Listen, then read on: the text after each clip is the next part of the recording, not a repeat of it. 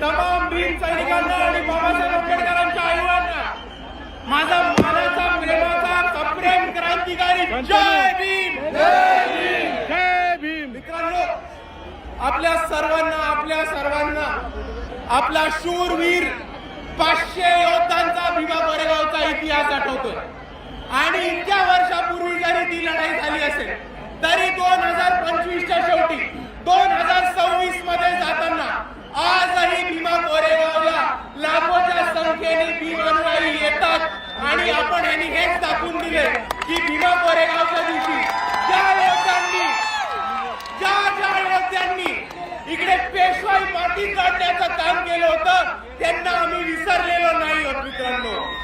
आणि दुसऱ्या बाजूला ज्या 500 शूरवीरांनी इकडच्या व्यवस्थेच्या विरुद्ध, इकडच्या परिस्थितीच्या विरुद्ध आणि इकडच्या पेशवाईच्या विरुद्ध बंद उकरण्याचं काम केलं होतं त्यांना आपण अभिवादन करायला येतो.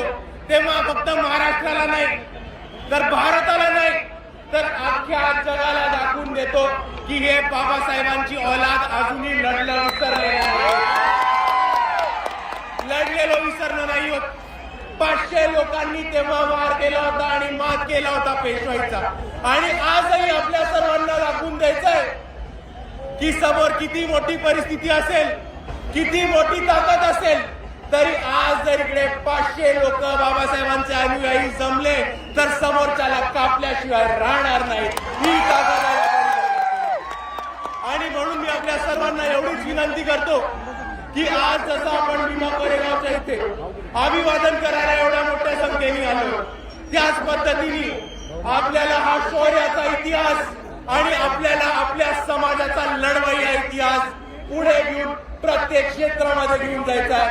आणि भीमा कोरेगावच्या शौर्यांना आपण तेव्हाच अभिवादन करू जेव्हा आपण त्यांच्या पद्धतीने त्यांच्यासारखे छाती टोकपणे लढणं शिकू. एवढं म्हणून मी माझे 2 शब्द थांबवतो. आपल्या सर्वांना पुन्हा एकदा जय भीम, जय संविधान.